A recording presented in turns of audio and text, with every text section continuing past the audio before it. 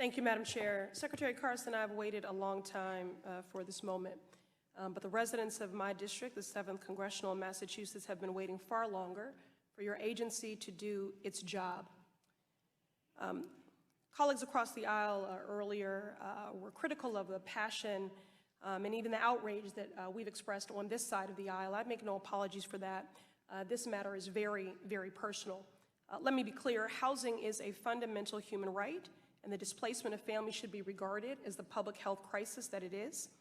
Mr. Secretary, your pioneering work in pediatric neurology is historic, and it is something to be commended. And so it pains me that your gifted hands and mind are doing the bidding and carrying the water of what I believe to be one of the most morally bankrupt presidents in our nation's history, increasing rents, evicting families. You mentioned that the operating room was a safe haven away from all the troubles of the world. Safe haven, that's exactly what a home should be and what every single person, and in particular our children, deserve. Today you are not here as a doctor or even as our Surgeon General, which I think might be better suited for your talents, but as the official tasked with leading the agency overseeing our nation's crumbling housing stock. And for that, I do believe you are unqualified. You said this was not a political matter, but it does seem that political views are being played out in the policies that are being rolled out every single day.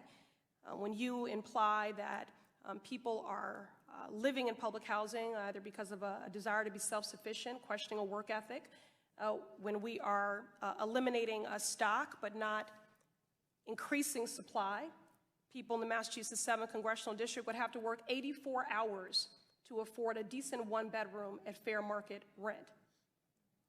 Doris Bunty, who's a former Massachusetts state representative in my district and was the first African-American woman to hold the position of head of BHA, the first public housing tenant to lead a public housing agency in a major city. She said being poor is not a character flaw. I agree. But again, given your medical background, perhaps you could weigh in on the health consequences of failing to invest in safe housing.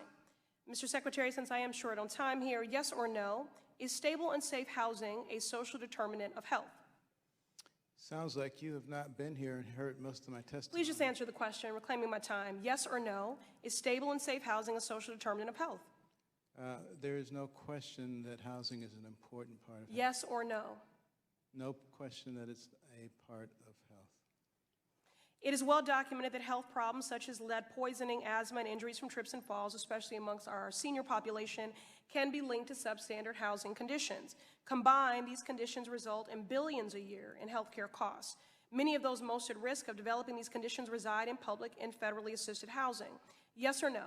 If left unaddressed, do you believe the substandard public housing conditions pose a risk to tenants' physical, mental, and emotional health? If left unaddressed. Yes or no? Can you ask me some questions yourself? You don't get to dictate what my line of questioning is, reclaiming my time. You're a very smart man, so you understand the question. Please answer it. Yes or no, if left unaddressed, which I believe they are unaddressed because this budget does not reflect the need, do you believe the substandard public housing conditions pose a risk to tenants' physical, mental, and emotional health? You already know the answer to that. Yes or no? You know the answer. Yes or no? I know the answer. Do you know the answer? Yes or no? Reclaiming my time. You don't get to do that. No. The time belongs to the gentle lady. The evidence is clear that if we do not invest the necessary funds today, we will pay the price in people's health tomorrow. And what is this administration's response? Cuts. Cuts to crucial funding like the Public Housing Operating Fund and the Family Self-Sufficiency Program, Section 202 housing for elderly and Section 811, housing for persons with disabilities, and even the complete elimination of the Public Housing Capital Fund. These policies are devoid of empathy and humanity, and you've been talking in the abstract, but I want to get specific. There's a Miss Northcross, a mother and a grandmother living in Brighton in my district. She's raised her children and now cares for her grandchildren in property with thick mold on the walls. Her son was recently hospitalized, look at the pictures here, because of bone tumors in his arm and leg. He needs surgery to save and improve his quality of life, but he won't get it because the family must have a sanitary, stable housing condition first.